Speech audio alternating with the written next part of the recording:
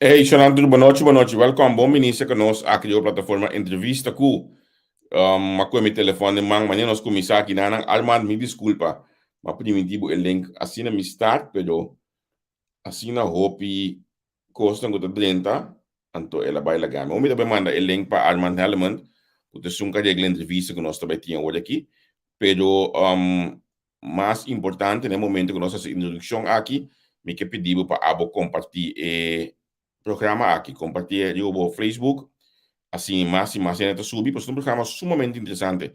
Nós temos mais sobre mês, vai entrar na Holanda, vai viver na Holanda, com todo tipo de coisa aqui, pero com o processo aqui por cana, para o trabalho, para o espaço, para o queda, se dado o caso, vai entrar na Holanda, realmente me quedo escutar o programa aqui, so opina tá se opicou para o último tempo na aqui.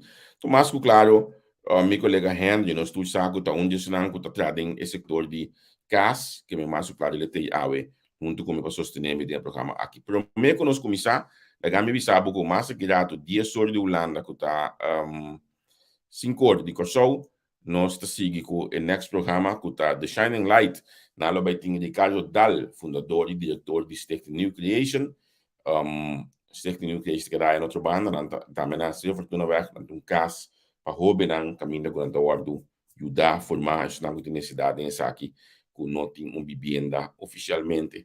Manhã que Deus quer, manhã de batalha som, nós está começar setor, com 2 horas de Corsol, com Luigi Vaneite, seu programa de Tursimang, de Nacht a informar. Depois de Nacht a informar, amanhã, na verdade, primeiro que me vai depois, na mi wak, o tema para bom mesor, Luigi Mandela para mim, o tema tá nada rapport op de noten van wijziging Kogo. Oké, que me sei Luigi vai trata of manhã que eu de Nacht a informar. Depois de Nacht a informar, nós seguimos com um programa novo. Esta aqui está 3 semanas atrás e outro 2 semanas de Bachada Song e 3 semanas de Bachada Luna.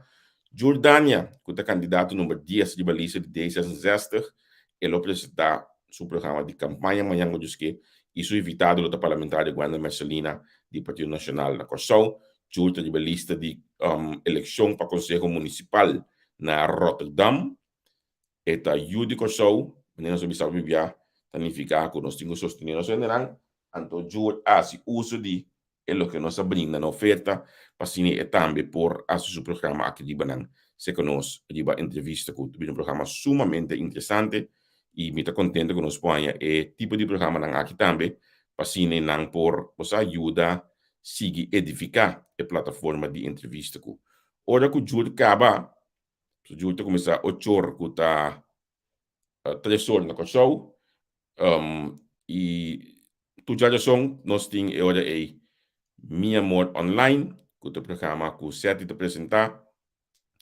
Amanhã eu esqueço invitado a Axel Piquero. Amanhã te começa com o tema de relação e farándula. Um tema sumamente interessante. Atende 2, 3 invitados mais que também tem durante a luna aqui. Seguro lo virá opi interessante para nossa audiência por seguir o programa ng 17 aqui. Que me indi está aqui do qual eu tenho entre awe com amanhã eu esqueço. Me entende de tica dia aqui. Pero queda pendiente, pessoa também tem mais coisas bom. Me que pediu desculpa também para o programa aqui, não precisa ter agora passar 2 horas, pero a poner outra falta, por certo, pero Kennedy su internet estava malíssimo. Hope mal se pode nós mister cancelar. Agora me tá bem back na manhã que eu disse me tá piano com a warate. Não, 2 horas de madrugada de Holanda, que tá setor na Corsol, tinha o programa Tabu, apresentar para Yolanda Vaneite. Manhã ela bisami ko ito baiting wala mi bisa mo rata sinagi. Manhã ito baiting Universe min conhecer. Anto junto com guest mas nang lobe conversar manhã e tema lota basta pica ma comandante de Yolanda. Caso ora mi bota sin no smile mi akulada sinagi. Mi maxi. Sim, mas como ele Yolanda que tema de manhã da basta pica, mas não smile mi cada pois realmente tema lota pica manhã. Eu a comida se queda lanta of do Milanta, anto pa po volke programa de manhã gujuski. A mim mesmo do programa um número, pero manhã no programa por da Yolanda biso sanki número ama do na programa. Pero ao bote manhã gujuski pa programa aqui também, kuta tabu presentar para Yolanda van Eyck aqui de entrevista com. Assim aqui, passa de qual nós temos den agenda. La gaminha bom menina meu colega Henry, primeiramente nós vai para nós invitado na rede contar cubo. Hey Javier, condal. Feliz man para nós seguidores que tu vai, feliz man. Boa noite no lado montado na Corsal. Não sei, irmão, não sei. Ayer me que rest. Vamos agora com bobula 30, 27. Vou ter que chegar para curva. Pero não sei. A não sabe de double shot, helaas.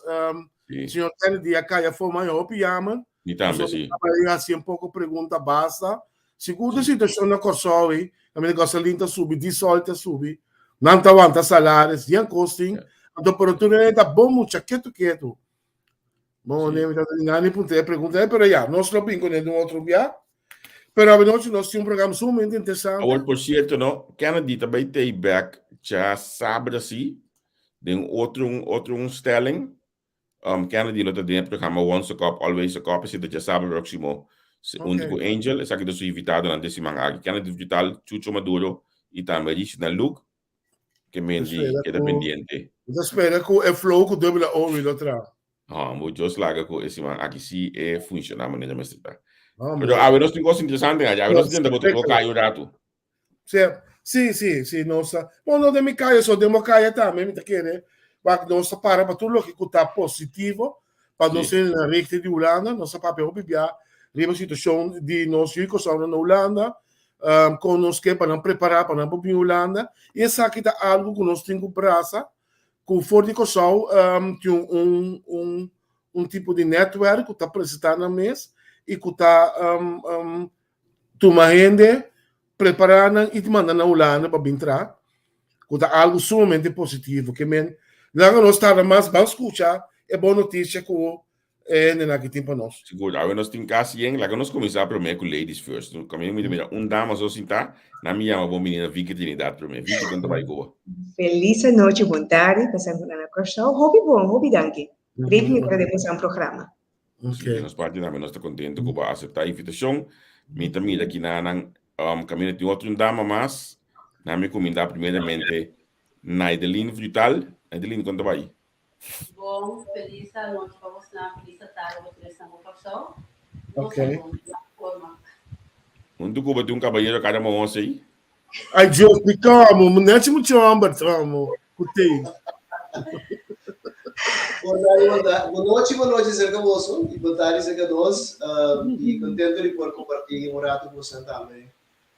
Great.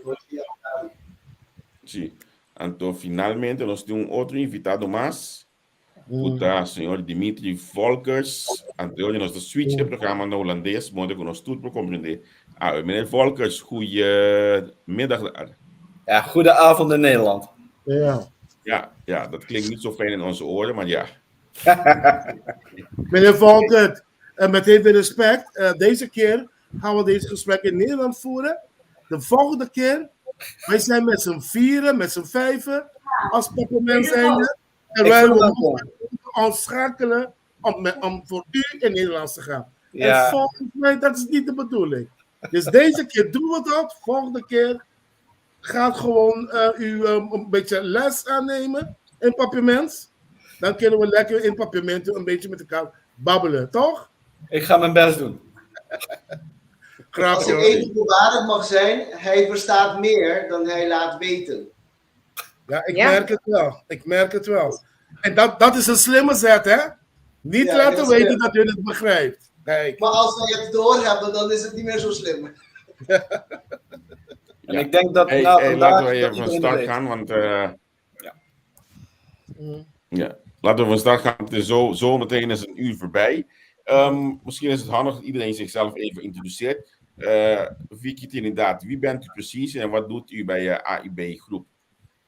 Bon, mijn naam is Vicky Trinidad, zoals je net hebt gezegd. Ik ben eigenlijk van de Head Recruitment Department, de hoofd van de recruiters eigenlijk hier op Curaçao. Dat betekent dat ik een aantal collega's heb, zoals Naideline, waarmee ik samenwerk, en meneer Hellement, Armand.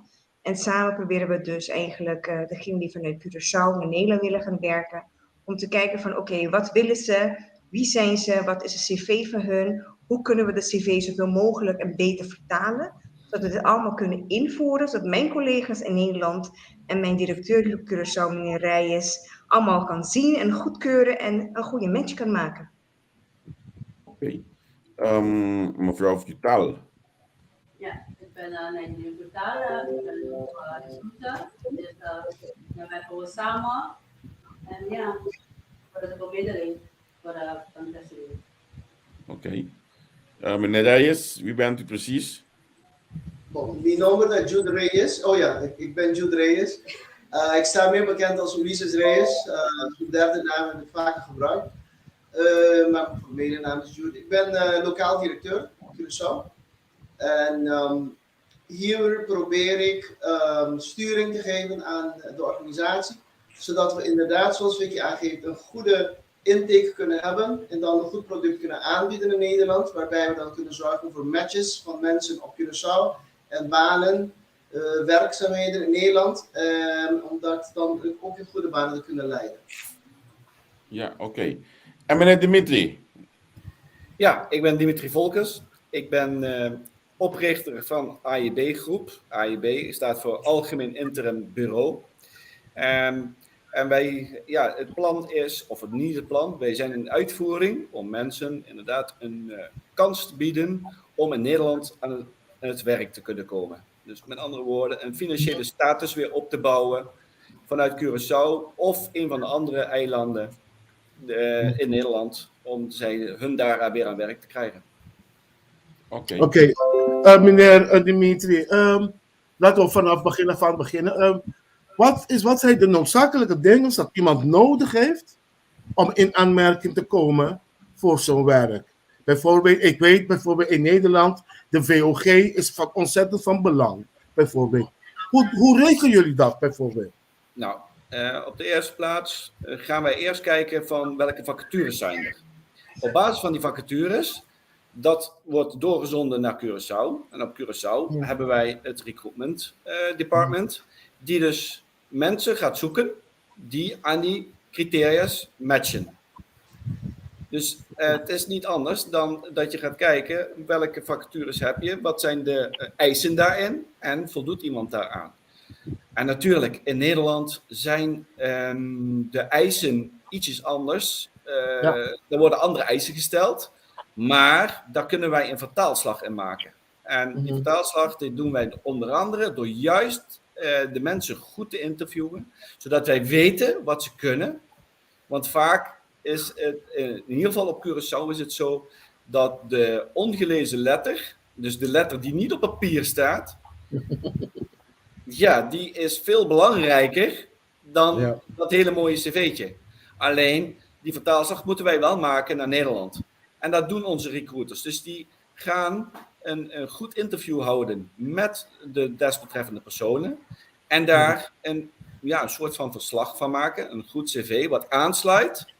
Zodat dat goed gelezen kan worden in Nederland. Als ik even denk naar een recruiter, zoals we hier ook in Nederland hebben, de detacheringsbureau. Ja. Wordt ook mensen getraind. Ik noem maar iets dat heel veel detacheringsbureau doet. Dat heb ik ook gedaan een tijdje bij het detacheringsbureau. Bijvoorbeeld de e-learning. Dat je weet, oké, dit is een stappenplan van je nieuwe werkgever.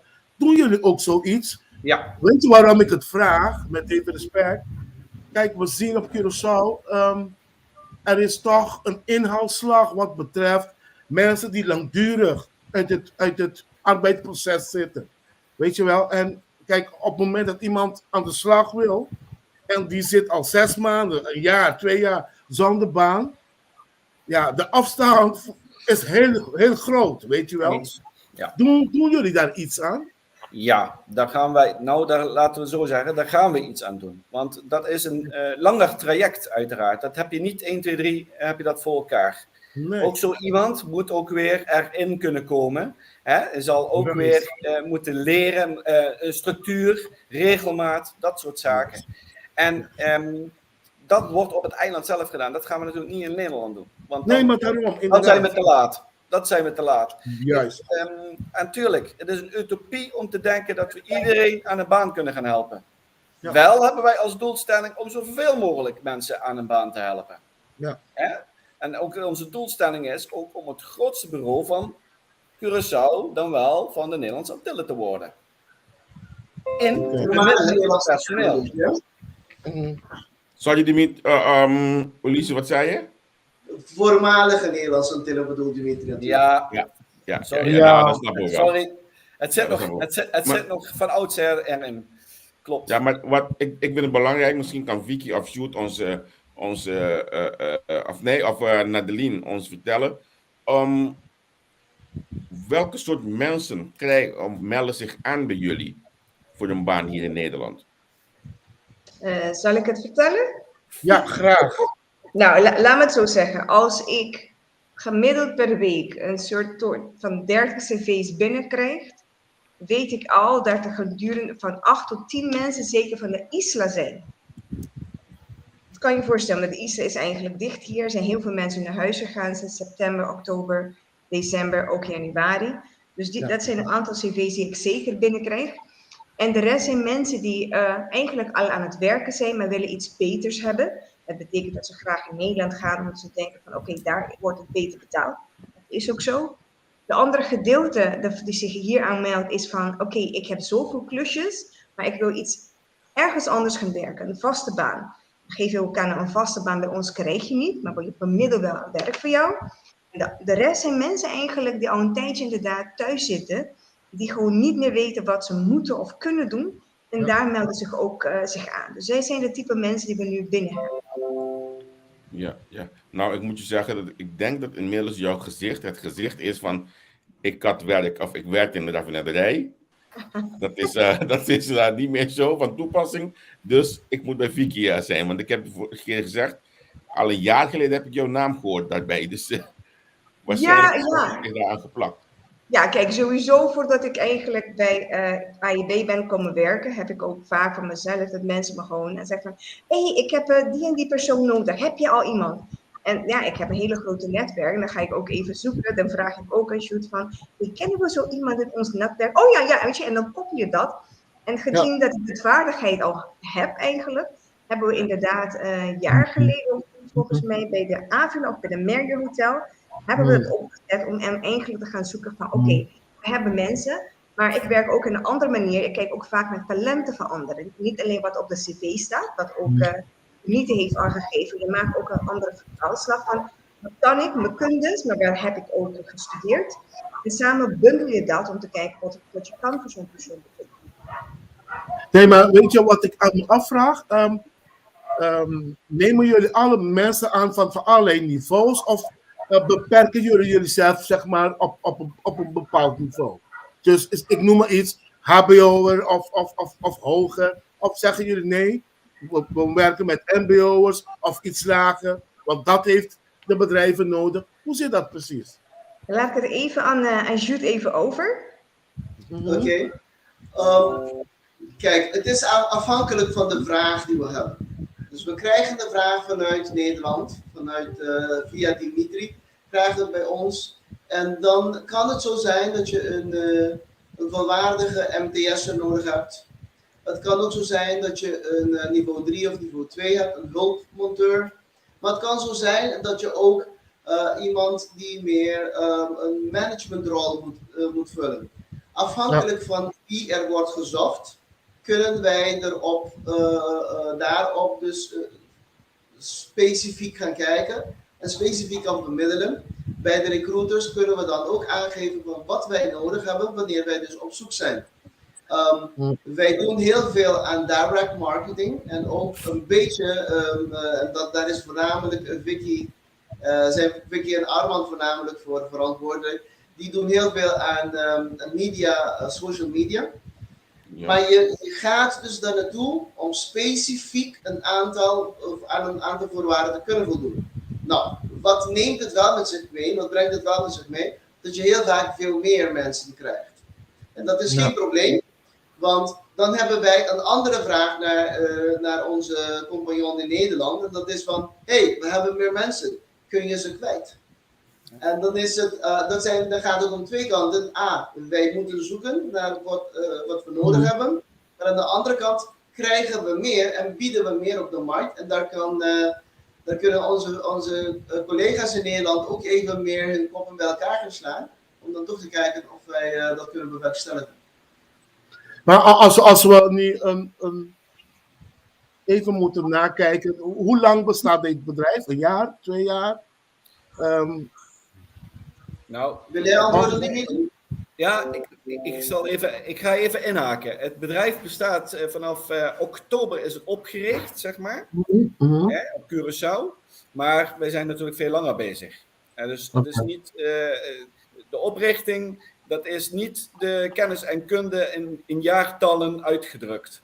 Oké. Wij hebben, als we alles bij elkaar gaan kijken, hebben we gewoon meer dan 30 jaar ervaring in het nemen van personeel.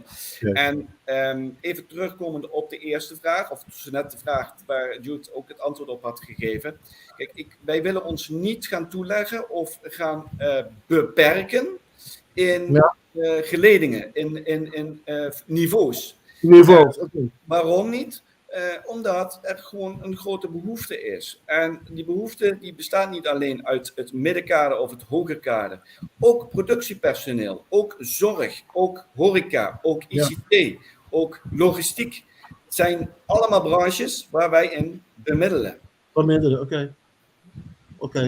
Nee, maar mijn vraag, mijn vraag alleen had te maken, want ik wil zeker voor het publiek die naar ons luistert, om uiteindelijk te weten al hoe lang jullie bestaan en hoeveel mensen ongeveer hebben jullie al gedetacheerd.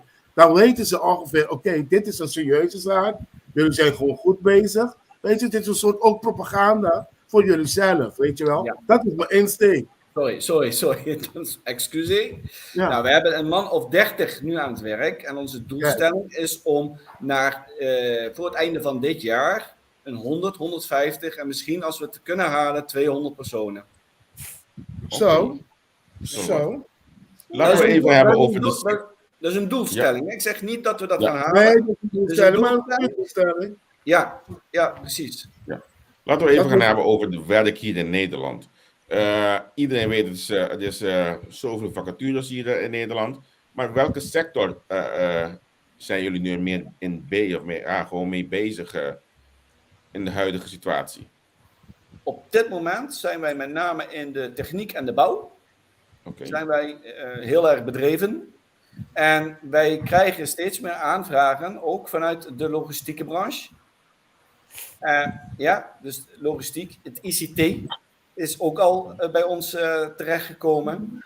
En de andere branches, de zorg is ook een branche, alleen daar moeten we wel specifiek naar kijken. Want wij weten uit ervaring dat de mensen die op de eilanden in de zorg werkzaam zijn of hebben een diploma, dat nog niet voldoende zal zijn om in Nederland te kunnen werken. Dus daar moet even een tussenstap gemaakt worden. Yes.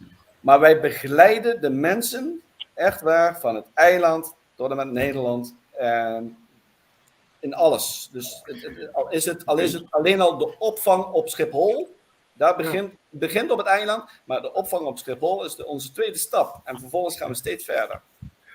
Als we goed kijken, de laatste pak beter een jaar, waren er heel veel professionals vanuit de raffinaderij.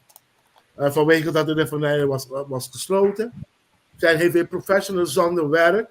En heel veel van hun hebben of in de regio, of hier naar Nederland gekomen. Zijn ze ook bij jullie langs geweest, die professionals? Ja?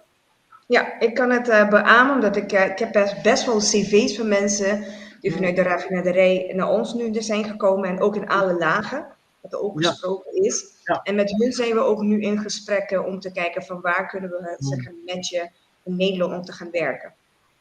Ja, en wat vond ik wel een beetje jammer, want toevallig was er ook een paar, 4 die hebben mij benaderd voor hulp. En die hadden een baan gehad bij Pernis in Rotterdam. Pernis, raffinerij Pernis.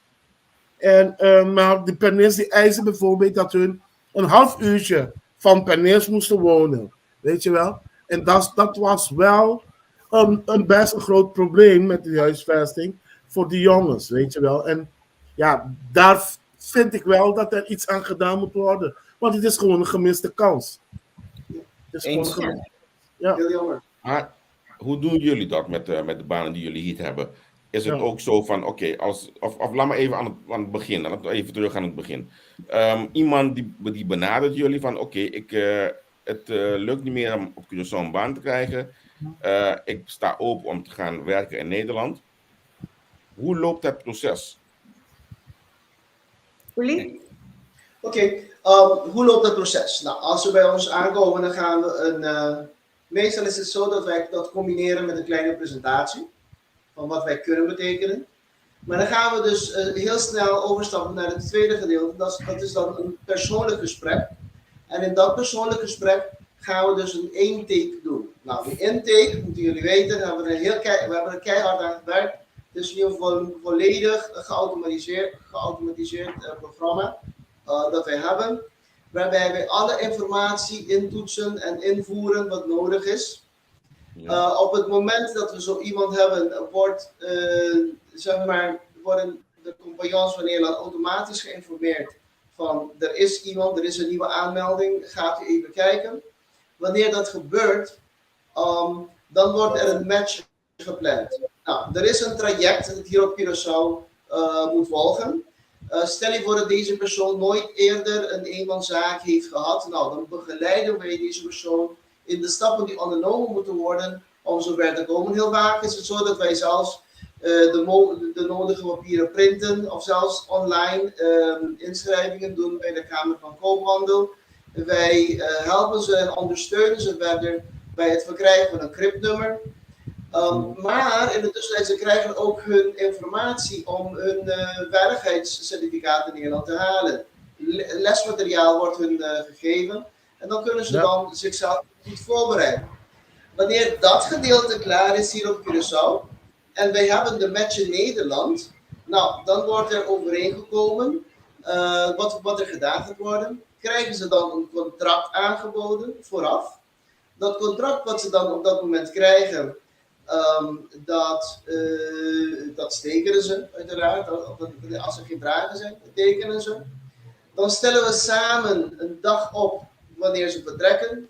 Het wordt doorgegeven in Nederland. In Nederland bestaat er een commissie, hebben we enkele collega's die speciaal zijn om hen ook op te halen op de luchthaven van Schiphol.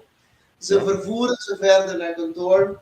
Voordat ze daar naar Nederland gaan, moeten we al zekerheid hebben van A, het werk, B, accommodatie en wanneer het nodig is, ook nog transport. Zodat zij dan, wanneer ze komen, zich niet moeten gaan bekommeren om al dat soort dingen die op en afkomen. Maar wij moeten ervoor zorgen dat we faciliterend optreden en dat de mens, wanneer die aankomt, wordt ontvangen.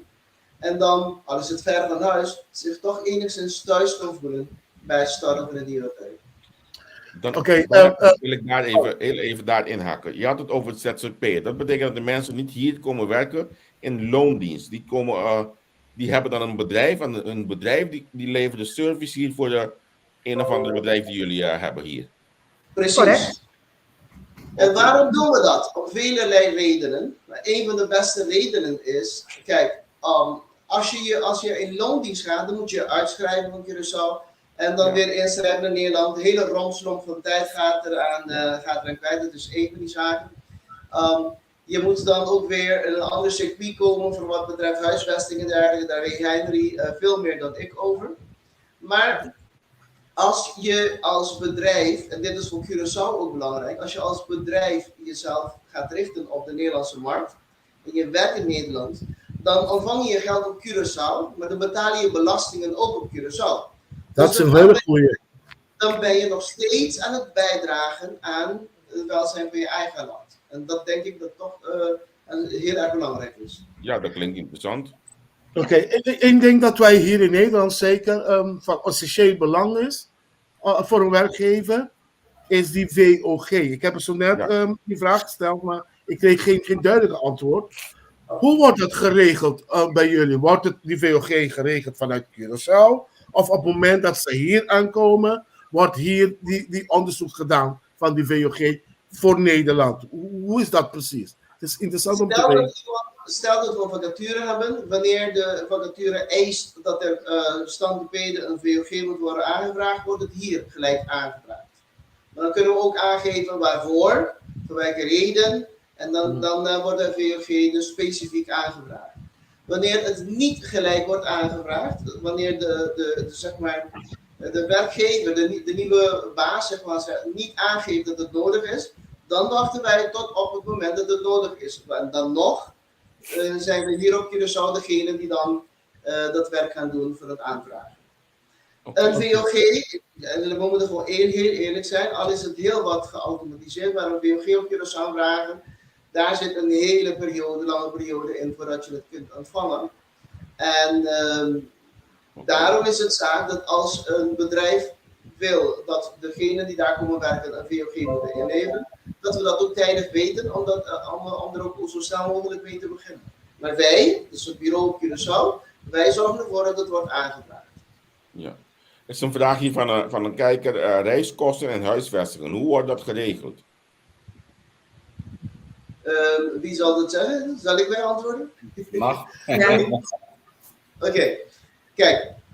Jij gaat dus niet als werknemer. Ja? Je gaat als werkgever, zeg maar. Oké. En als ZZP'er. Ja? En als je een ZZP'er bent en je gaat je diensten dan bieden in Nederland, dan gaan we er in principe vanuit dat jij je eigen reiskosten betaalt naar Nederland. Oké. Er zullen mensen zijn die zeggen, ja, maar dat heb ik niet. Ik heb zo lang geen werk gehad dat ik het niet kan betalen. Nou, in zo'n geval hebben we de mogelijkheid dat er aan ons, aan AIB, wordt gevraagd om dat voor te financieren. En dat kan ook zo gebeuren. Ja? Over huisvesting, dan kom je aan, dan moet je dan eigenlijk moet je dan je huisvesting gelijk regelen. Nou, in dat geval is het ook zo dat de AIB dat ook voorfinanciert. Ja?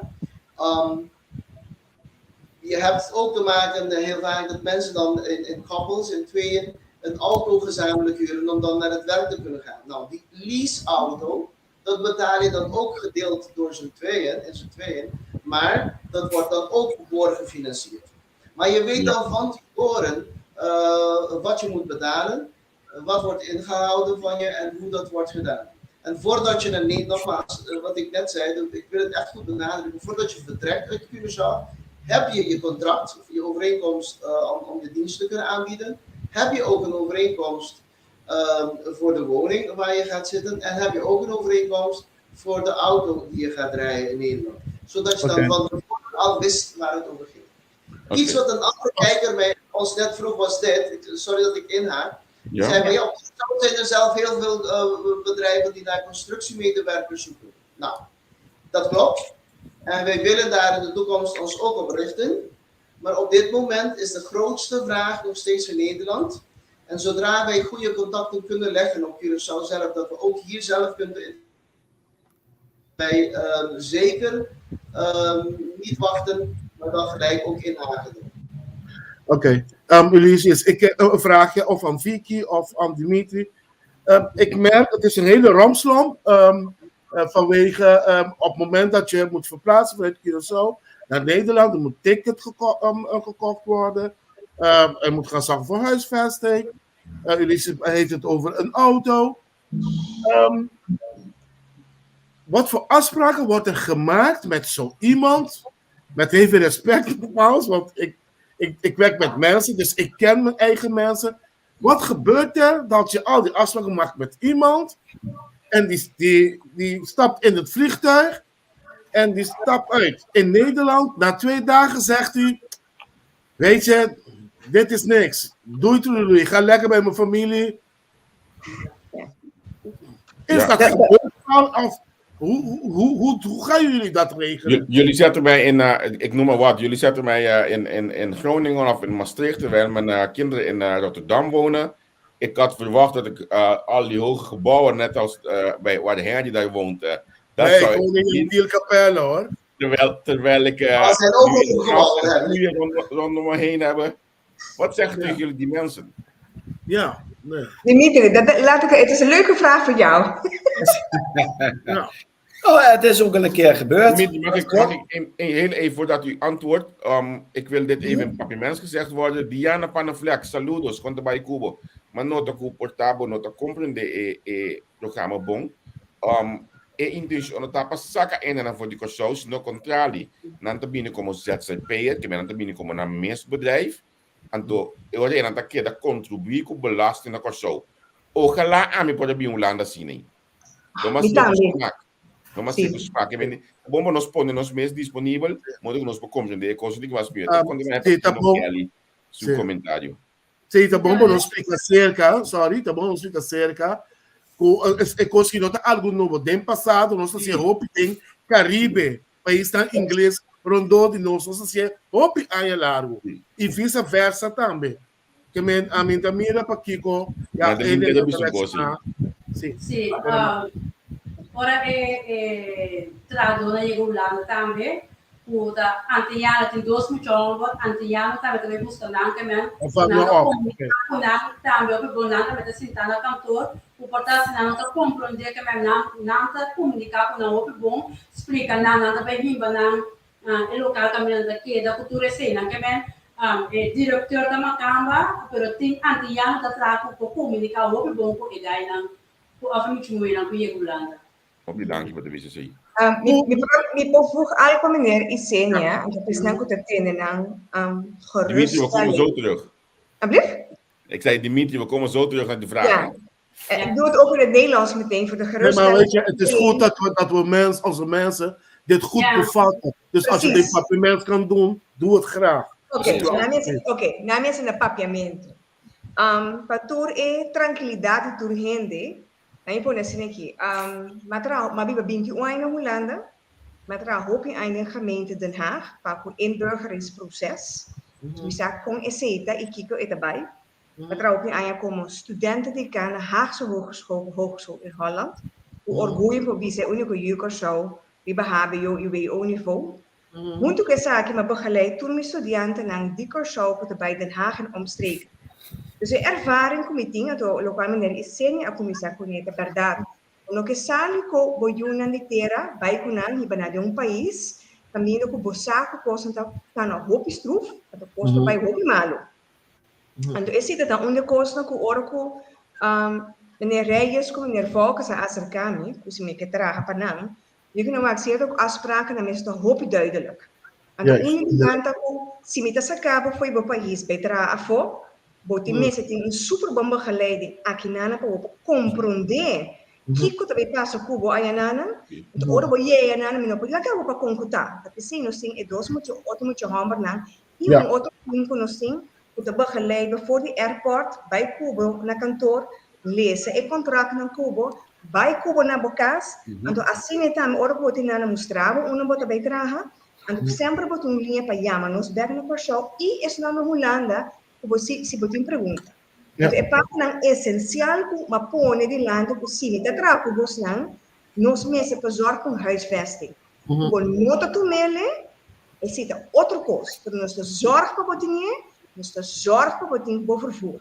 Para a trove também na corção, me do nabo, bom begeleide van Kiko significa ora bota firma contrato. Como bota lezen bo contrato, se bota bij firma Kiko ta. Wak en letter na, meskos ko ta sila ng Holanda. Saki ko bo direito nanta. Anto mundo que saki bo ta sila sa kana ko bo hintere caminha, de ora ko bo subi avião eigenlijk. Anto después é seguinte processo ta seguir na Holanda. Dus we hebben durante een geruststelling voor ons te gaan zien, meneer Reyes explica, quando nós subi avião zomaar, batendo com o trabalho, então vai chegar subir vai. Não, eu passo processo diferente lista muito com meu colega na bateu com hack af.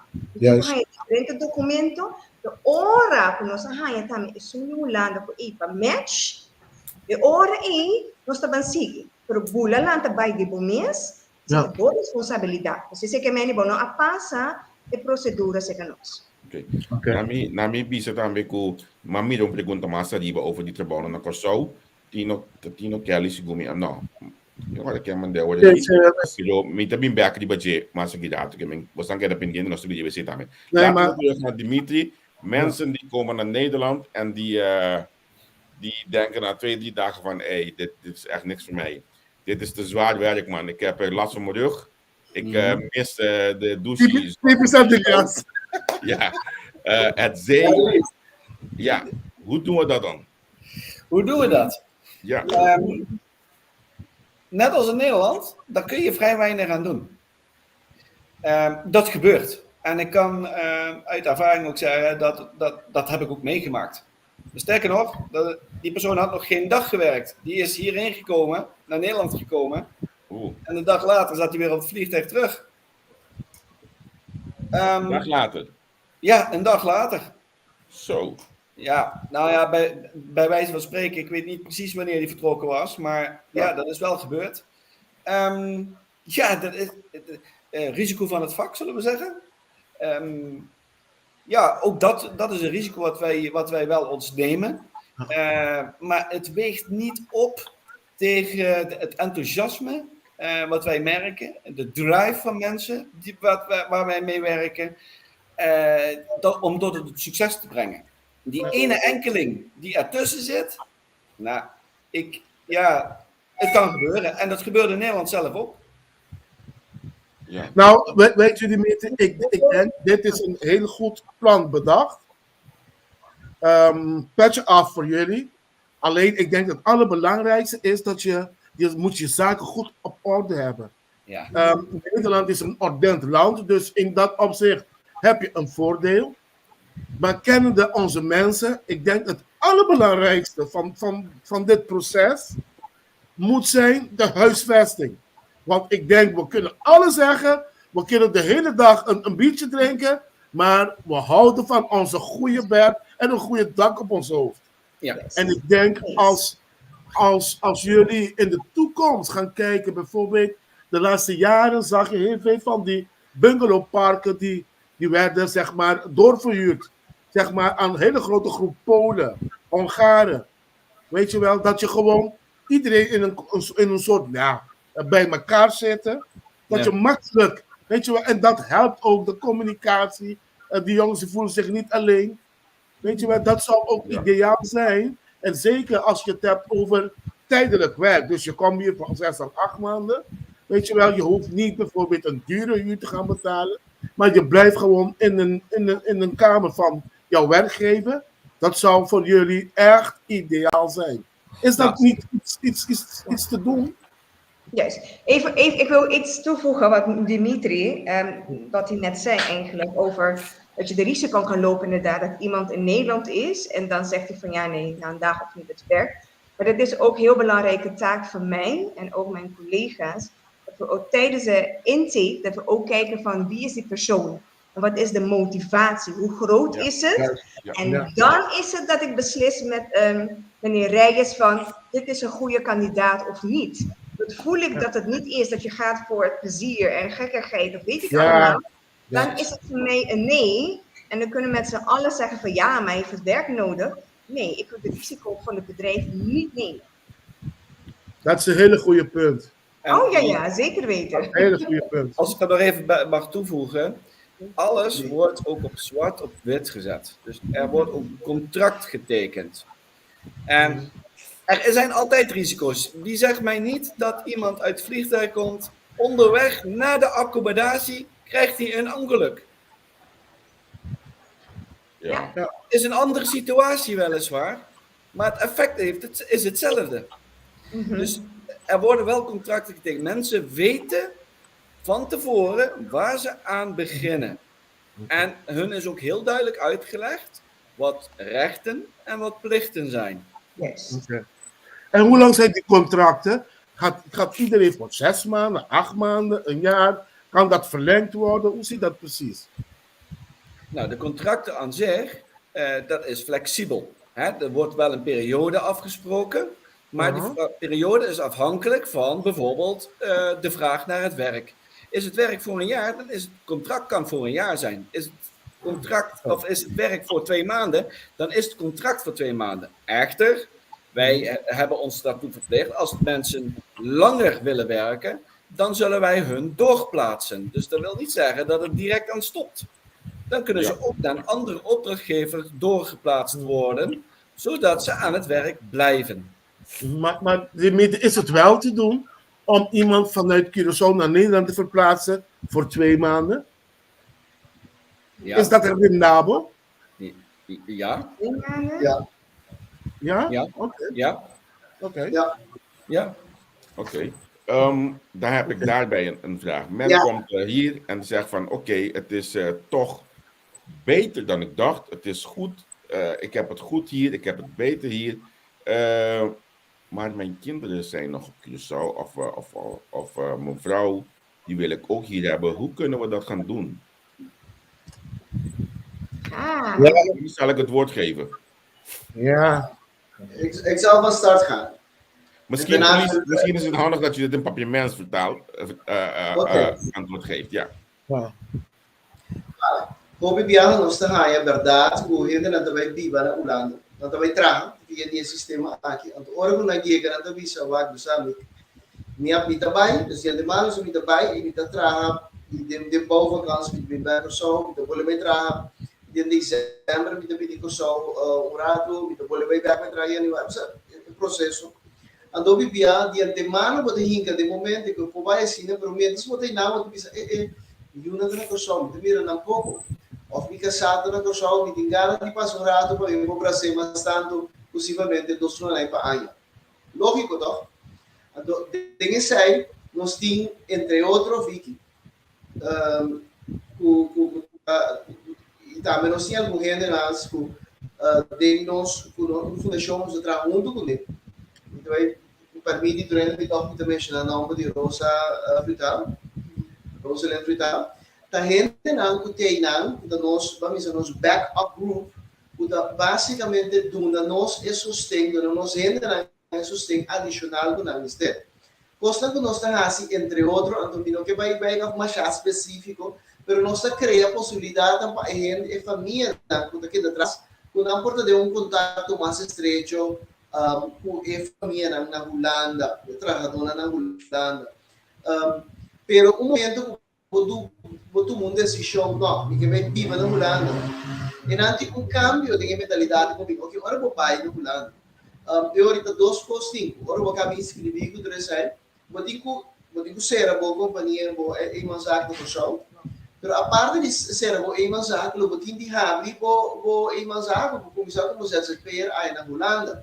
O processo está, se você vai ter serviço, então nós tá intermediar para todas diferentes possibilidades e para mesmo vou dizer qual possibilidade pode vai intermediar vou ter que usar especificamente que é necessidade de a pessoa que tem a petição aí que vem vamos dizer tu gostas nós estamos dispostos de fazer conhecido não encontrar pero podemos também satisfação pero o resultado a solução para A não tem a solução para B para sombra não está canto claro o próximo dia na visão na espero botim o WAC que está lo que está junga que está rol específico sei que a pessoa não vou botar ali sei pero não está assim aqui que nós não é que de nós por caso não aqui e tem algum caso verdade nos ajuda não é família não para não por transportar na mês cambia e vai viver na Holanda e tem outro caso não nos ajuda para a família não vai uma temporada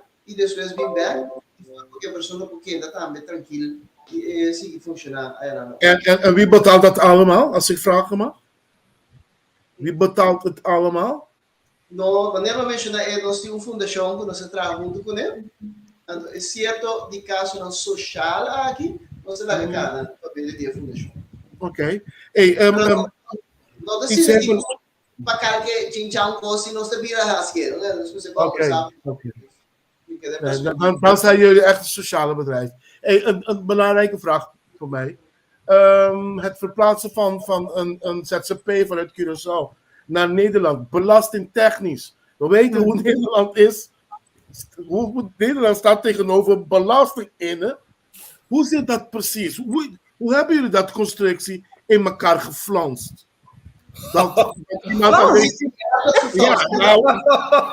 Weet je, want kijk, als je hier werkt en zeg maar het geld wordt uitbesteed op Curaçao, kennende het constructie hier in Nederland, weet je wel, Ja. belastingtechnisch.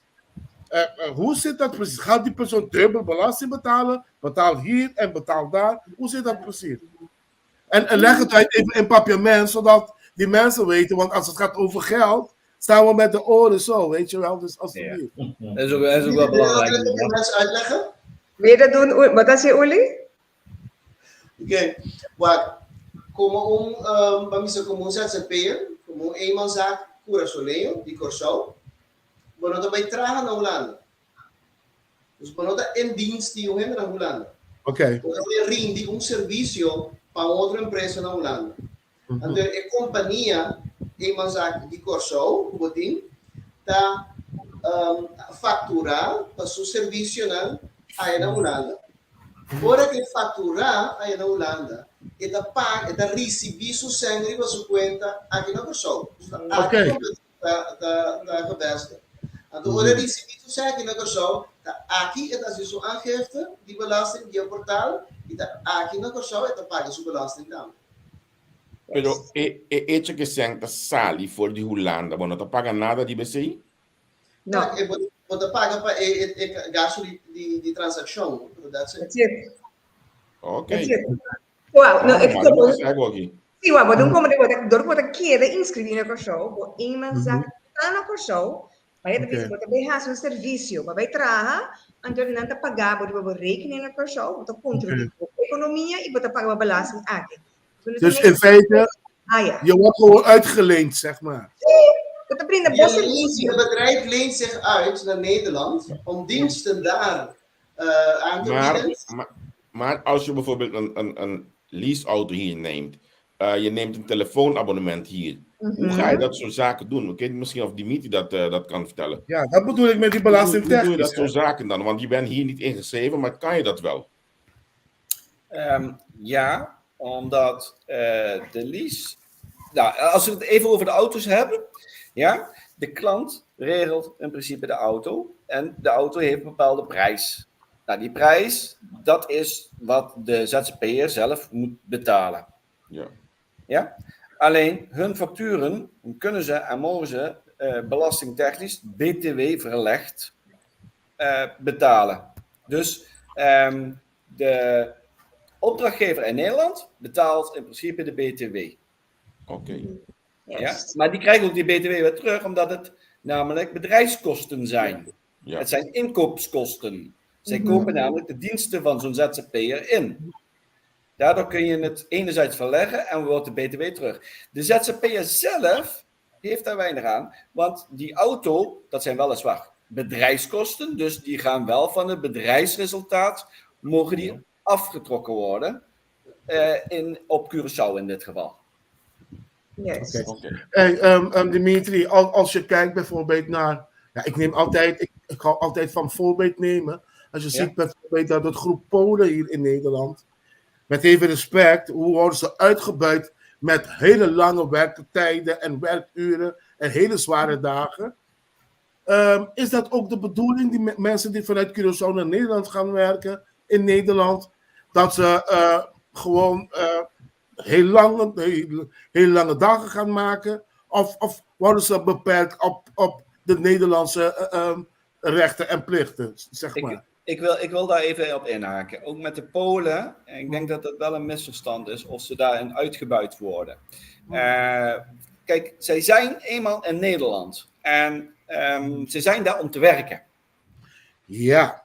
Dus wat gebeurt? Er zijn bepaalde opdrachten die hebben een bepaalde deadline die ze moeten gaan halen. Nou, om dat te halen, uiteraard wil bijvoorbeeld een installateur wil natuurlijk klaar zijn voordat de deadline daadwerkelijk daar is. Dan kan er gevraagd worden van jongens, willen jullie overwerken? Willen jullie meer uren draaien? We draaien dan van maandag tot en met vrijdag draaien we niet 8 uur per dag, maar draaien we 9 of 10 uur. Ja. Ook een ZZP'er mag dat weigeren. Het is geen must. Maar ze doen het wel, want ze weten dat het meer in het laadje brengt. Het brengt meer op. Ja, en je komt hier met het gedachtegang om te werken, niet voor je plezier. Correct. Ja, ja. En dan, wat is er dan nog mooier als je nog meer uren in een week kunt halen, wat wel verantwoord natuurlijk is. Want daar letten we uiteraard ook op. Het moet niet zo zijn dat iemand zometeen 60 of 70 uur aan het werk is. Want dat gaat zometeen ten koste van. Van de gezondheid, ja, zeker. Ja. Oké. Ja. En de betalingen die blijven dan via AIB-groep, want jullie zijn de bemiddelingsbureau. Nee. Dus de ZZP die krijgt zijn loon via jullie of via het bedrijf zelf? Nee. De ZZP'er betalen we niet in loon. Dat even vooropgesteld. Zij sturen een factuur. Die factuur wordt betaald. Die factuur wordt betaald door onze opdrachtgever. Dus de opdrachtgever van AIB. Ja. Ik heb een voorbeeld. In Nederland is een zaak, Partners in Techniek, is een bemiddelaar in de techniek. De ZZP'er wordt bemiddeld vanuit Curaçao via AIB naar Partners in Techniek. En Partners in Techniek neemt de persoon via een overeenkomst op contract. Een ZZP-contract. Ja. De Partners in Techniek is dan op dat moment ook verantwoordelijk om de factuur van de ZZP'er op tijd te betalen. Oké, Dimitri, ik heb hier een hele goede vraag. Deze persoon is iets later binnengekomen. Zij vraagt, werken jullie alleen met ZZP? Kunnen mensen niet in loondienst? En ik wil iets erbij toevoegen. Kijk, op Curaçao, volgens mij, zijn we niet zo bekend met het ZZP-gedoe. Volgens mij. Omdat op Curaçao heb je te maken ten alle tijden met mensen. Wat noemen we dat in papiaments? Dalvla, sakavla. Mensen die een metselaar is. Vandaag gaat hij een beetje schilderen. Die verdient €80. Dat is genoeg voor deze week. Die betaalt geen belasting. Die staat nergens ingeschreven. Dat is de hele grote groep dat we hebben op Curaçao. Ja of nee, mensen? Toch? Ja. En dat bedoel ik. Hoe doe je met zo iemand die nergens is ingeschreven bij als ZZP'er, Kamer van Koophandel? Kunnen jullie dat allemaal voor die persoon regelen? Ja. Dat hij als ZZP'er kan beginnen? Sorry dat ik even erop inhaak. Ja, we kunnen ze of we begeleiden ze, wat Julius ook al, de heer Rijs ook al had vermeld, van we begeleiden ze naar het ZZP-verhaal toe. Dus van A tot Z.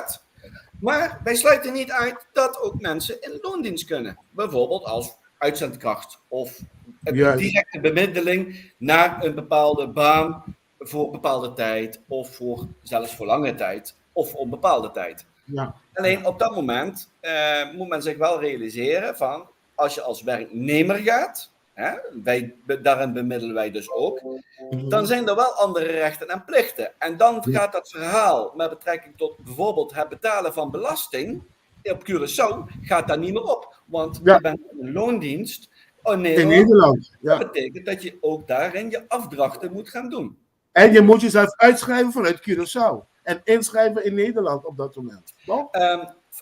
Als je voor lange tijd gaat, en dan heb ik het over langer dan 180 dagen, oftewel meer dan een half jaar, klopt. Maar blijf je korter, dan hoeft dat niet. Dan verstaat ook een BSN-nummer. Je betaalt wel de belasting in Nederland, maar dan verstaat een BSN-nummer volstaat. Dan hoef je nog niet direct uit te schrijven uit Curaçao. Maar dat houdt wel in dat je beperkt wordt in de duur dat je kunt werken in Nederland. Oké. Iets duidelijk voor mij. Ik solliciteer bij jullie, ik krijg een baan, ik kom naar Nederland. Wie betaalt mijn huisvesting? Moet ik vanuit mijn salaris betalen? Wordt het door de zaak betaald? Hoe zit dat precies? Want het gaat allemaal over die onkosten, hè? En wat die mensen verdienen en wat ze allemaal moeten gaan betalen. Mark, één. Heb je het nou over een ZZP'er of heb je het nou over een uitzendkracht bijvoorbeeld? Nee, laten we praten over een ZZP'er, want dat is voor ons het allerbelangrijkste wat jullie precies doen, weet je wel. Kijk, die ZZP'er die heeft een all-in tarief. In dat tarief, dat ligt vele malen hoger als een salaris van een werknemer. Ja, natuurlijk. Ja. En daarmee, met dat stukje tarief, zeg maar, daar haalt hij zijn verdiensten uit en zal hij ook zijn vaste lasten, dat is onder andere de auto en accommodatie, zal die moeten betalen. Dat geldt voor elke ZZP'er in Nederland. Je kunt daar geen onderscheid in maken. Dat is niet anders. Want het zijn allemaal bedrijven. Ja. En op een gegeven moment, het lukt niet met de huisvesting. Je hebt ook semi-motels, heel veel motels in Nederland. Is dat ook een optie? Want ja, ik zeg letterlijk die vragen stellen, want het kan zijn dat iemand naar ons luistert, die heeft, zeg maar, geen kennis of familie. Ja. En huisvesting krijg je niet sowieso. Is zo'n motel ook een optie? Dat die persoon toch, zeg maar, een klein deel betaalt en de werkgever de rest? Bijvoorbeeld? Is dat een optie? Nou, ik sluit het niet uit. We zijn, tuurlijk, voor niks gaat de zon op. Dus ook wij moeten geld verdienen. Hè? Daar ben ik heel eerlijk in. Ja. Maar we zijn wel sociaal gericht. Met andere woorden, we laten niemand aan het lot over. Oké. Maar ik begon mijn verhaal eerder dat er 2 groene vinkjes moeten zijn. Een groen vinkje op accommodatie en een groen vinkje op werk. Ja. Zonder die 2 groene vinkjes stapt Gaat niemand het in niet het door. vliegtuig.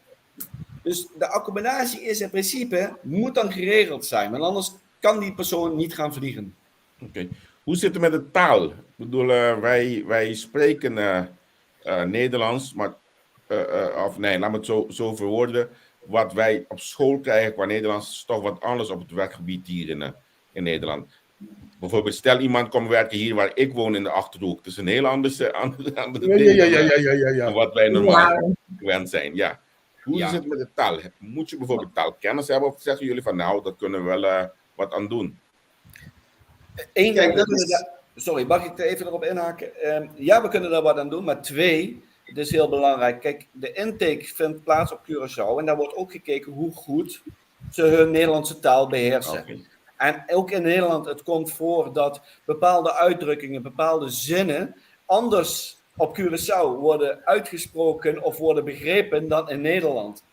Maar het is ook aan AIB om de klant daarvan te voorzien van de juiste informatie. Wij kunnen ook, zo'n iemand kunnen wij ook aangeven van wat hij wel en wat hij niet kan. En dat is heel belangrijk, dat ook onze klant precies weet wat hij aan iemand heeft, waar hij staat, wat hij kan en wat hij nog moet leren. Ja. Ja. Zodat er rekening mee gehouden kan worden. Maar is het niet van belang dat internationaal iedereen, en zeker als je vanuit een land naar een ander land gaat werken, ze kunnen van jou niet verwachten dat je die taal in 2 dagen 100% gaat spreken. Je hebt een wereldtaal en dat is Engels. Weet je wel? En ik vind, om een valkuil van te maken dat je die Nederlandse taal niet goed spreekt en domineert en beheerst, en je kan wel Engels, ik denk dat dat geen probleem moet zijn, toch? In Nederland spreekt iedereen Engels, dus dan geef je toch zo'n persoon de kans, of niet? Ja, absoluut. Ja. En dan krijg je deze opmerking natuurlijk, dat had ik wel verwacht. Nee, die niet, deze. De Oost-Europeanen praten geen Nederlands, toch? Maar ze werken wel. Ja, precies. Kijk, er is ook iets wat ik hier aan wil toevoegen. Mensen gaan meestal niet op zijn eentje ergens werken. Ze gaan meestal in koppels werken. En wij proberen ook de mensen zoveel mogelijk goed met elkaar te matchen. Dat je iemand die nieuw is of als hulpmonteur ergens terechtkomt, dat die dan ook werkt met iemand die al een beetje ervaring heeft in het Nederlands, die een beetje meer gewend is met de taal die daar waar die werd gesproken wordt, et cetera, et cetera. Dus het zijn allemaal foefjes die je toepast om het de persoon die gaat werken toch wel makkelijker te maken om zich te kunnen verwoorden. En ik moet teruggaan op iets wat we ook hebben eerder al aangegeven. We hebben onze jongens die daar zijn, die papiamento spreken, zoals Jugor, Saun en Ta. En die zijn dan ook vaak behulpzaam. Ze hebben beide hun VCA, dus ze kunnen ook even op de vloer om dan even te luisteren en dan door te geven en dat te interpreteren wanneer het echt moeilijk is en ze niet uit de woorden komen. Maar de taal is belangrijk, zeker weten. Maar aan de andere kant moet ik wel zeggen dat de goede communicatie vooraf heel veel problemen wegneemt van de hele situatie. Dus zelfredzaamheid is geen pre. Ja, nou wel enige zelfredzaamheid natuurlijk. Je moet wel weten wat ik is en wat jij is, weet je? Maar, ja, dat bedoel ik. Dus de basisredzaamheid, dat wij dan kennen, als Curaçaoenaar of als Antilliaan, voormalig Antilliaan. Je kunt zeg maar een basis Nederlands spreken en het moet dan wel genoeg zijn om met de tools die we aanreiken, om dat toch weer even goed te kunnen spreken. Maar nogmaals, tijdens de intake, dan gaan we toch maar even kijken van hoe goed is het Nederlands die deze persoon spreekt. Is hij een persoon van een Latijns-Amerikaanse afkomst, die dan voornamelijk Spaans en Papiamento spreekt, maar heel weinig Nederlands, dan moeten we ervoor zorgen dat die persoon A, een beetje meer training krijgt in het Nederlands, maar B, dat die persoon ook iemand in de buurt krijgt waarmee hij samenwerkt, die dan ook beter voor hem kan vertalen of hem kan helpen. En tenslotte, de beste leermethode om een taal te leren is het toch in een dieper gegooid worden en dat dan te gaan leren. Zeker, zeker. Maar is het wel een voordeel? Iemand die al een paar keer is naar Nederland geweest en die kent de cultuur, kent het systeem, want dat is ook van belang, hè? Of neemt jullie dat niet mee? Tel dat niet. Iemand die al een paar keer in Nederland is geweest, die kent de cultuur, die weet hoe de openbaar werkt, die weet ook alles wat rijdt en zet, want dat is ook van essentieel belang om gelijk in actie te komen en gewoon in de routine te vallen, toch? Uiteraard. Of is dat geen probleem? Nee, uiteraard. Ja, die zijn veel makkelijker te bemiddelen, omdat ze het weten hoe het systeem werkt. Juist, dat bedoel ik, ja. Maar vergeet niet, AIB heeft in Nederland zelf, hebben wij ook mensen in dienst, die het papiament beheersen. Dus ze worden altijd opgevangen. En ze kunnen met hun vragen, en ik weet ook dat in moederstaal, om het zo maar even uit te spreken, vaak ook, en je bent ver van huis. Je bent ver van huis. Ja. Je bent daar, ook al heb je andere personen om jou heen, maar er is nog steeds geen familie. En je kunt toch ook bepaalde gevoelens en bepaalde problemen, en kan altijd voorkomen. Daarom hebben wij ook deze mensen, dat zijn ook vertrouwenspersonen, om met hun te begeleiden, op te vangen. Oké, maar het is wel goed dat iemand dit vertaalt in papiaments, zodat mensen het weten. Weet je waarom mensen? Mensen zijn bang. Die taalbarrière speelt altijd een rol, weet je wel. Ja. En als we weten, ze komen in een warm bad met hun eigen mensen, weet je wel, dan kunnen ze die stap makkelijk maken. Dus Vicky, kom op. Vicky, kom op. We doen... Bomes. Nee, pero even nada más en el papiamento un rato. Lo cual bastante geeft aan de raad, hoop importante sí. Pero si no te pones en una persona que nunca no a Holanda, cosa no te gaan bom, pues es begeleiding bom. Anto aquí nada también me dice también en motivación de persona pone hobby como te escoge si of no para vaya. Cosa me tiene ahora que no pone dos clientes. Namens zijn we Holandês muito bom, pero foi dezembro e nesta volg cursus. En toen hoorde ik oké, hoop ik great patende, en toen met de wakker hoorde ik kon lopen, en toen met de wissel was ik te passa, toen me 2 lunas mais de tempo, para reparar para meus hobby mais minha rua bij Holanda. Of pode eens nankuta bij school, por nanke comisa trapa, so nano que queda bij school. Pero met de doen en também advies met de preferar, rondaf bij MTS completo com niveau 4, passo een paar luna mais para falta, en toen hoor ik met de begeleid bij Baba Holanda. Dus hij advies geeft te doen in een paar zitten met een hobby important. Een belangrijke vraag. Leeftijd. Wat is een minimale leeftijd die kan solliciteren? Is daar een minimale leeftijd? Is een heel goed. É dat mínimo por solicitar 18 anos. 18. Para Orlando, uma empresa, Orlando, um mês de por lo menos 18 anos para registrar na Câmara de Comércio. Dus de minimale leeftijd is wel 18 jaar. Wij houden er geen maximumleeftijd op na, op dit moment. Want je kijkt voornamelijk naar toch wel de vitaliteit van de persoon. Maar over het algemeen hebben wij mensen van de 40, van de 30, 20. Ja. Oké. Ik denk een heel belangrijk commentaar. Armand Helleman laat hier weten dat als iemand interesse hebben, dan kunnen ze hem benaderen. Armand@aibgroep.com. of telefoonnummer 523-4572 voor meer informatie. Ik heb een hele belangrijke vraag, Javier, want dat had ik een beetje vergeten. Verzekering, mensen. Hoe zit dat precies? Oh ja. Ik wil daarop inhaken en dan wil ik 2 dingen zeggen. Voordat ik bij verzekeringen begin, want dit is voor het verzekeren zelf. De mensen moeten belasting betalen, hadden we net verteld. Nou, voor deze mensen doet AIB op Curaçao het volgende. Wekelijks zorgen wij voor het maken van de facturen die deze mensen doorsturen. Zodat de mensen hun geld kunnen krijgen. Ja.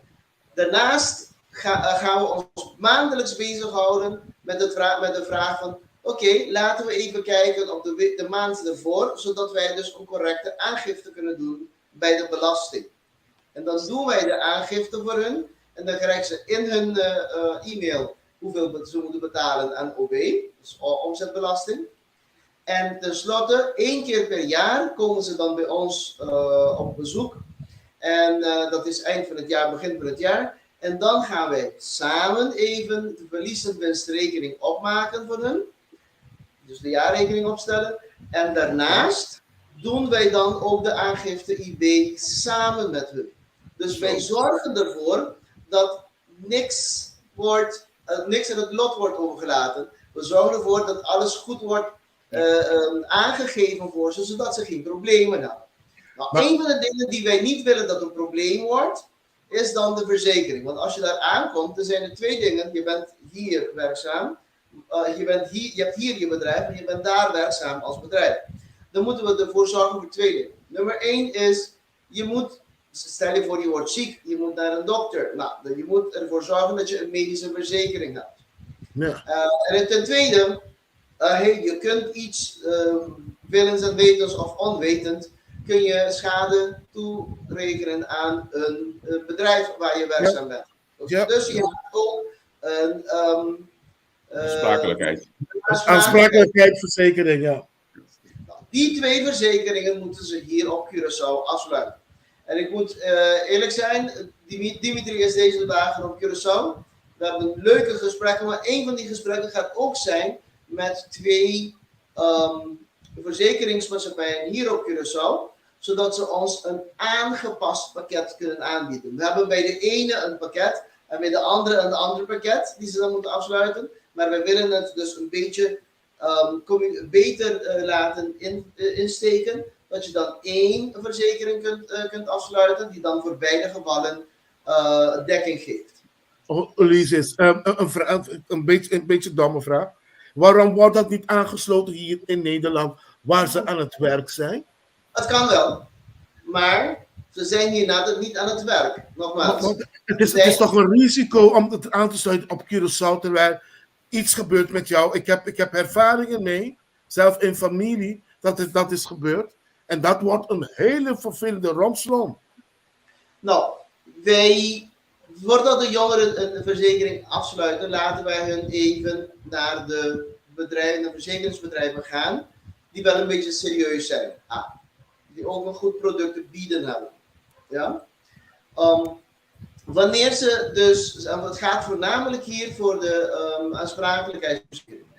Als zij een aansprakelijkheidsverzekering hier afsluiten bij 1 van de bedrijven die wij aanraden, want je kunt ze niet verplichten, je kunt ze wel aanraden, want het is hun eigen keus. Maar wanneer ze dan bij 1 van die bedrijven een aansprakelijkheidsverzekering afsluiten, is het omdat wij uit ervaring weten dat het die bedrijven zijn die dus wel antwoord geven, respons geven op een incident. Oké, mensen, we zijn onze tijd voorbij. Ik wil toch even teruggaan naar een vraag die wij eerder hadden gehad, helemaal in het begin zo. En het luidt als, op Curaçao zelfs hebben ze zoveel mensen nodig in de toeristische sector. Jullie halen de mensen weg van het eiland. Bieden jullie ook, of kunnen jullie ook wat bieden voor de mensen op Curaçao zelfs die daar een baan zoeken? Ja, dat is fase 2, inderdaad. Daar zijn wij nu mee bezig. Daar zijn wij onder andere ook nu mee bezig om dat voor elkaar te gaan boksen, zoals we dat dan maar noemen. om mensen op de eilanden zelf ook van werk te kunnen voorzien.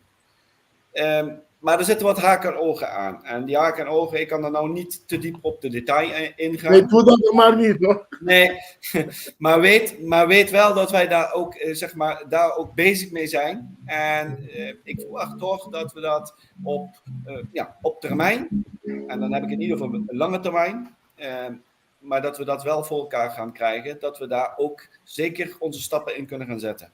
Oké. Dus even qua herhaling voor de mensen die nu werk zoeken in de techniek en de bouw. En die willen in Nederland voor een tijd als ZZP'er komen werken, die kunnen jullie benaderen. Ja, Zeker. nu. Hoe kunnen ze solliciteren en jullie benaderen? Op een hele makkelijke manier. Want je merkt op Curaçao, heel veel mensen hebben geen e-mail, internet werkt niet goed. Weet je? Ik neem het even over. We hebben 2 hele leuke en goede recruiters. De eerste beginnen we met Naidelien. Naidelien, vertel. Naidelien heeft een eigen telefoonnummer. Wil je misschien de opnoemen, Naidelien? Ik weet niet uit mijn hoofd. Ja, bedankt sila pavimento. Het is 662-7200. Repeteer. 662-7200.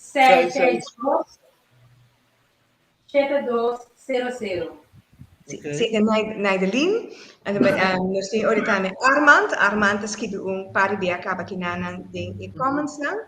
O número é 523-4572. De badame representa bem, no tudo renetas nós hebben die gebeten eigenlijk, maar voor de baasstenen. Dus dan voor app nog staan met riba en nummer dan één.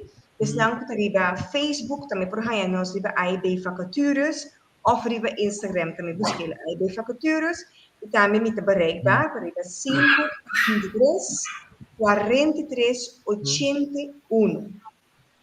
Dus het is nummer 1, is een hoopje bereikbaar. Op een lage bo app tranquil, tour llamada, tour app geworden, pone tour mail, nos te contestar. Wat bedoel je? Ik ben gewoon onder de indruk, mensen. En ik vind, kijk, als het gaat over onze mensen helpen en zich te laten voltooien, ja, ben ik altijd bereid om mijn hand te helpen. Dus bij deze, ik stel mezelf beschikbaar. Als jullie informatie nodig hebben over wonen, noem maar op, kunnen jullie me ten alle tijden bereikbaar. Dimitri, luister goed, hè? Ja, dat waarderen we ook enorm. Ja, inderdaad. Ik vind het zeker voor onze mensen moeten we ons gewoon allemaal onze steentje bijdragen. Dat is gewoon essentieel. Ja, dat is hartstikke belangrijk. Hey, ik wil jullie bedanken om vandaag als gast bij ons te zijn geweest. Ik vond het een leuk programma ook. Ja. Ik hoop dat er vanuit deze programma een paar mensen geholpen gaan worden. En natuurlijk, ik weet hoe het zit met de werkgelegenheden daar. Veel mensen willen werken, veel mensen kunnen geen baan vinden. Dus we zijn altijd bereid om alles te doen, alles te helpen, of mensen te helpen. En Javier, alleen één ding, ik hoop wel dat die mensen de constructie een beetje hebben begrepen. Want ik merk in die commentaren dat die mensen een beetje haken en ogen, ja, ze begrepen het niet zo goed. Dus ik zou de mensen aanraden, gewoon bellen naar Vicky en Naidelien en dan krijg je alle uitleg. We nodigen ze allemaal uit om te reageren. Ja. Juist, en voordat we hebben elke week een groep bijeenkomst van mensen die graag informatie willen, we staan ook informatie. Heb undi en nummer na aqui, nós precisamos de dia com horário e na onda, e nós também explicamos com mil amor com essa que tem cada hora. Juist, hoop je wel. Hoop je, dank je daarvoor. Ja, Dimitri, dank je pessoal que me entendem. Feliz dia. Doei. Ciao. Ja, je doet je programma mesmo, mas você não somente outro nível, pero me não estava dançando de coisa aqui, me não estava dançando, mas me saco antes não está correndo de opinião também trafo den Caribe, pero você maneira tipo na nacional se pero na trabalho mesmo, na coisa mesmo é mas tem trabalho, a mim tá querer saber que se botou em aventuresco, botar bolso, você consegue dar bom para ele não rouben, botar bolso, porque ninguém consolar, mas ninguém entrar. Paquico no. Pero Wagner, se de uma situação caminho que você definiria quanto é para trabalho, So si banho trabalho de 6 no rato, eu botinho sali bem, então o bedrijf Sim, que não nem tem que luz, não seguro. família porque era com tranquilidade em casa, com batra, com ba pega cozinha, na GA, Sim. então tem Sim. abo da sali bem tá euro manda com show, de como Ah, pero basta Então, ato lo que opinião tu reparar também documento. dentro da área na pensa topa Sim. para pôr pouco basta estrutura dentro da bedrijf, então lo que comita apreciar mas já, mas não sei nem nada hopi críticos timbia, pero se tibo costa em place, bom regra bo costa neti, bom deve ser uma pista também com huisvesting mais importante. Bom compreender para não ter bom huisvesting, que men a medida desse ano hopi éxito sim ganha. Sim, me espera que de programa aqui também não há algum anmelding, maneira que está acostumado a ser direcionar, simplesmente acercar, buscar informação. Essa é a coisa mais importante. Não há que foi nenhum bril, ou que foi de bril que busca informação, então se está pago, bota com ETN, se não está pago também, bota seguir buscar outra coisa. Trabalho tempo tu ainda basta porque tra e bem mundo. Basta porque tra. Ei, hermano.